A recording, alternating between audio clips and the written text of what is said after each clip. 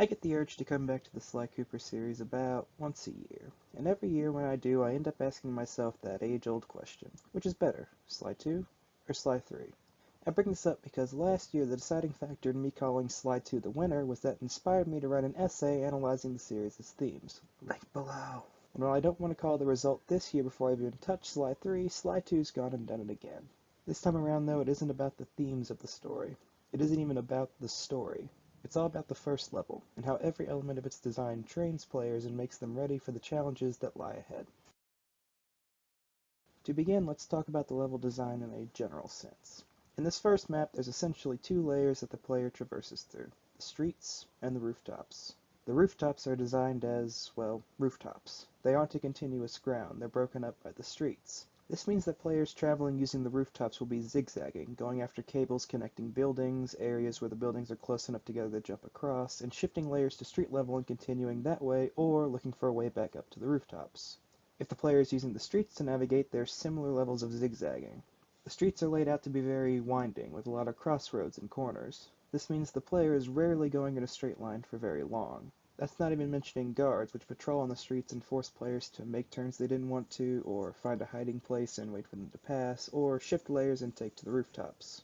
All of this is designed in a way that makes it so players have to always be thinking about where they are and what they're doing. They literally can't run in a straight line to the next objective, and they have to constantly be aware of where they are in relation to their goal and constantly reorganize their path as the world makes them twist and turn. And so they're always thinking and engaged with the game. Little anecdote here, but usually when I revisit old favorites I have music or a let's play on in the background because, well, I know the game really well. I'm halfway on autopilot and I need something extra to keep me entertained. It's not the same with Sly 2 though. I can play with something on in the background, but I don't feel like I need it, and this method of constantly engaging level design is a big reason why.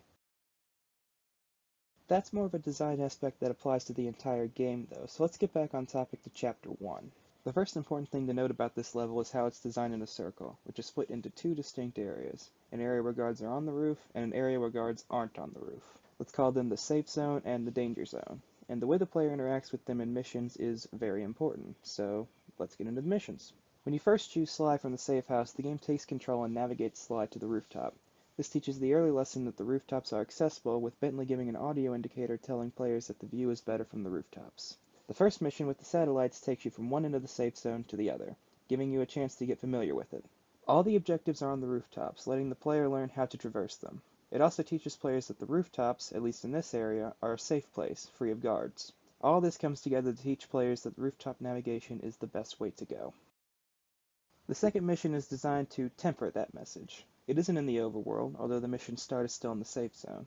It starts with the player fighting alongside Murray against some rats. This is the first required fight in the game, with some help to give the player a chance to get used to the mechanics. The player is then introduced to lasers and flashlight guards.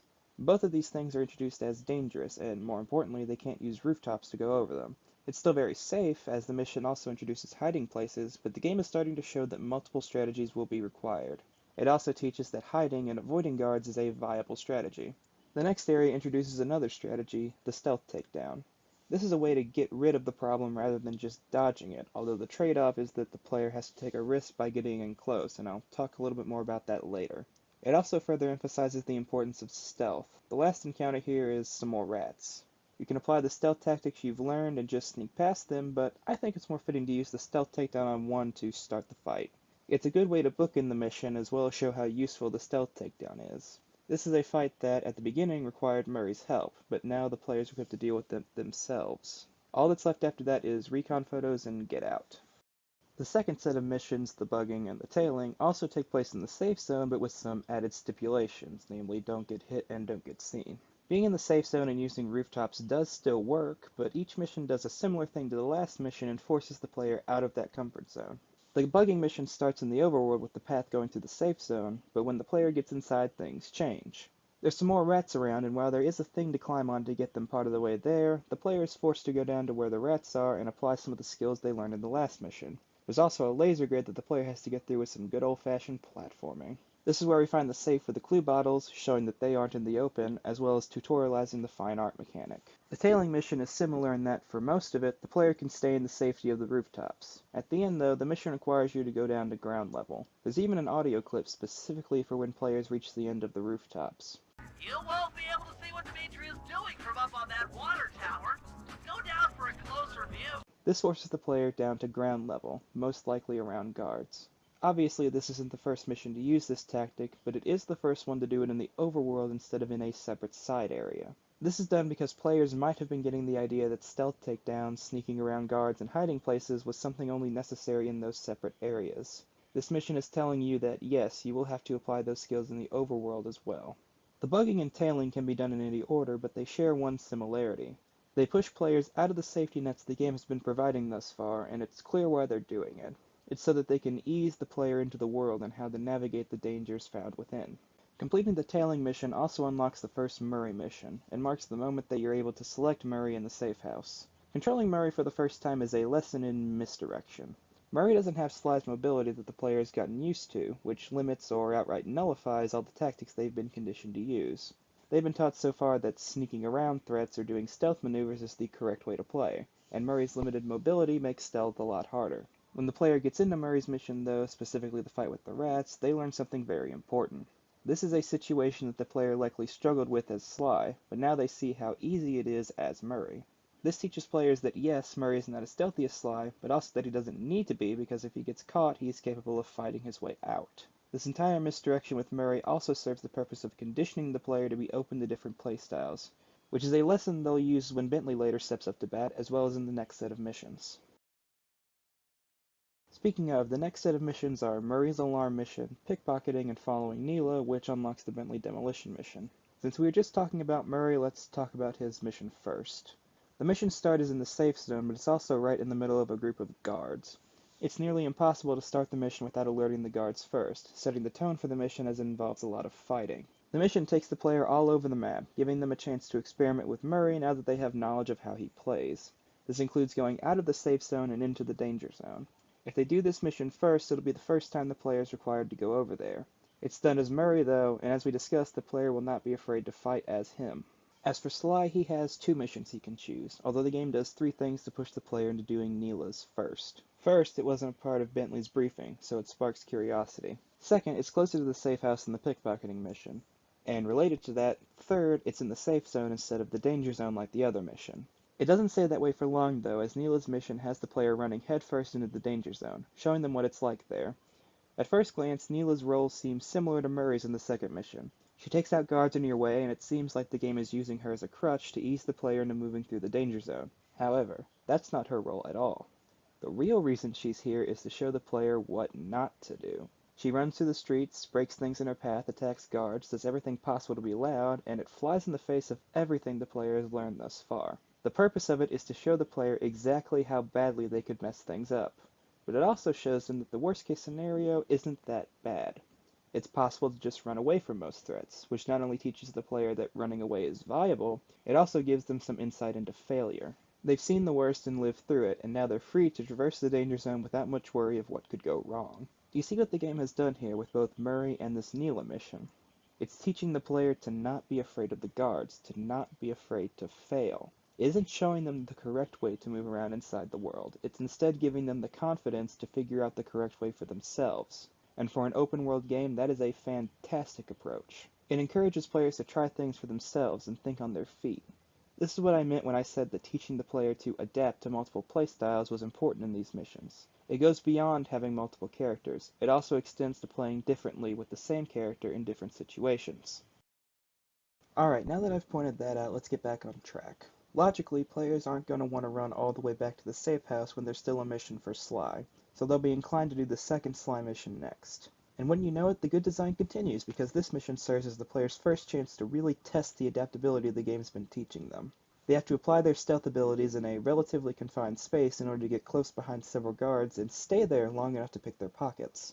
There are multiple paths to take and multiple strategies to get the job done, and it's on the player to figure out what works for them. This is also the introduction of pickpocketing, which as a mechanic is a great expansion of the stealth takedown. Now, let me explain.